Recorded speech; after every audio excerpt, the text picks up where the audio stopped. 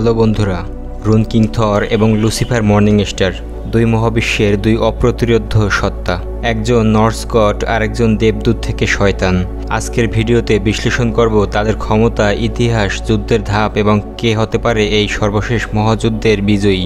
ভিডিওটি সম্পূর্ণ দেখো আর জানো কে সত্যিকারের চূড়ান্ত শক্তি। যদি এই দুই চরিত্র মুখোমুখি হয় তাহলে কে জিতবে আর কেন জিতবে। প্রথমে জেনে নেই রুন কিং থর কে। রুন কিং থর হলো মার্ভেল ইউনিভার্সের থরের একটি শক্তিশালী ভার্সন, যে কিনা ওডিন ফোর্স ও রুন ম্যাজিক দুটি একত্রে ধারণ করে। ওডিন মারা গেলে থর ওডিন ফোর্স অর্জন করে এবং রুন ম্যাজিক শেখে। এই থর অসীম শক্তির অধিকারী, এমনকি টাইম স্পেসকেও নিয়ন্ত্রণ করতে পারে। থর ডিজাম্বেল্ড এবং কিং থর কমিকে দেখা যায় তার রুন ফোর্সের শক্তি। এবার জেনে নেওয়া যাক লুসিফার মর্নিং স্টার সম্পর্কে। লুসিফার ডিসি ইউনিভার্সের অন্যতম প্রাচীন এবং শক্তিশালী কসমিক সত্তা। তিনি ঈশ্বরের তৈরি প্রথম দেবদূতদের একজন, পরে বিদ্রোহ করে নরকের শাসক হন।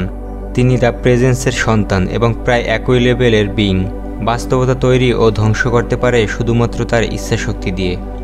ক্ষমতার বিশ্লেষণ: থরের শক্তির উৎস ওডিন ফোর্স প্লাস রুন ম্যাজিক। অপরদিকে লুসিফারের শক্তির উৎস হল দ্য প্রেজেন্স বা স্বয়ং ঈশ্বর। থরের রিয়ালিটি ম্যানিপুলেশন ক্ষমতা সীমিত আর লুসিফারের অসীম। দুজনেরই টাইম ট্রাভেলের ক্ষমতা রয়েছে। মাল্টিভার্সাল স্কেল থরের চেয়ে লুসিফারের অনেক বেশি। সবচেয়ে বড় ব্যাপার হলো লুসিফারের রয়েছে অসীম বুদ্ধিমত্তা ও মৃত্যুকে জয় করার ক্ষমতা, যেটা থরের ক্ষেত্রে সীমিত। যুদ্ধের ধাপ: এদের মধ্যে যদি যুদ্ধ শুরু হয় তাহলে কে জিতবে সেটা এখন ধাপে ধাপে বর্ণনা করব। প্রথম ধাপে হবে ফিজিক্যাল ক্লাশ। রুন কিং থর তার শক্তিশালী হাতুড়ি দিয়ে লুসিফারকে আঘাত করবে। লুসিফার প্রথমে হালকা প্রতিরোধ দেখাবে, তবে সে ফিজিক্যাল ফোর্সে কোনো ক্ষতিগ্রস্ত হবে না। দ্বিতীয় ধাপ ম্যাজিক এবং এনার্জি ব্লাস্ট।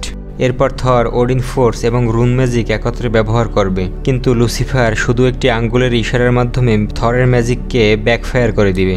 তৃতীয় ধাপ বাস্তবতা বদলানো। থর সময় ও বাস্তবতা বাঁকিয়ে ফেলবে ও অল্টারনেট টাইমলাইন তৈরি করবে। লুসিফার শুধু ইচ্ছাশক্তি দিয়েই সব টাইমলাইন কোলাপস করে ফেলতে পারে, কারণ সে নিজে ইউনিভার্স তৈরি করে আবার ধ্বংস করতে পারে। চতুর্থ ধাপ মানসিক ও আত্মিক শক্তির সংঘর্ষ। থরের রাগ ও যুদ্ধের ইচ্ছা তাকে পরিচালিত করে, কিন্তু লুসিফার পিওর উইল পাওয়ার দিয়ে থরের আত্মাকেই ভেঙে ফেলতে সক্ষম। সে যদি চায় এক মুহূর্তেই থরের অস্তিত্ব মুছে ফেলতে পারে। পঞ্চম ধাপ কসমিক স্কেল তুলনা। মাল্টিভার্স ধ্বংস করার ক্ষমতা লুসিফারের রয়েছে, যা থরের নেই। অস্তিত্বের বাইরে গিয়ে চিন্তা করার ক্ষমতা শুধুমাত্র লুসিফারেরই আছে, থরের ক্ষেত্রে নেই। অপরদিকে লুসিফার কল্পনার মাধ্যমে সবকিছু সৃষ্টি বা ধ্বংস করতে পারে, যেটা থর পারে না। লুসিফারের ভূমিকা সৃষ্টিকর্তার মতো, কিন্তু থর সেদিক থেকে পিছিয়ে। ষষ্ঠ ধাপ যদি যুদ্ধ হয় তবে ফলাফল কি হবে। থর শক্তি দিয়ে কিছু সময় প্রতিরোধ করতে পারবে, হয়তো একটি মাল্টিভার্স পর্যন্ত ধ্বংস করতে পারে। লুসিফার্স রিয়ালিটি: সে এমন এক বাস্তবতা তৈরি করতে পারে যেখানে থর জন্মই নেয়নি।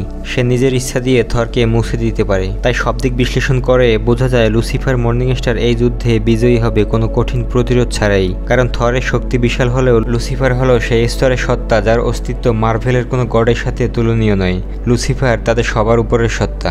তো বন্ধুরা, তোমাদের কি মনে হয়, রুন কিং থর নাকি লুসিফার, কে জিতবে এই যুদ্ধে? কমেন্টে তোমার মতামত জানাও এবং ভিডিওটি ভালো লাগলে সুপার হিরো ডিকোড চ্যানেলটি সাবস্ক্রাইব করতে ভুলো না।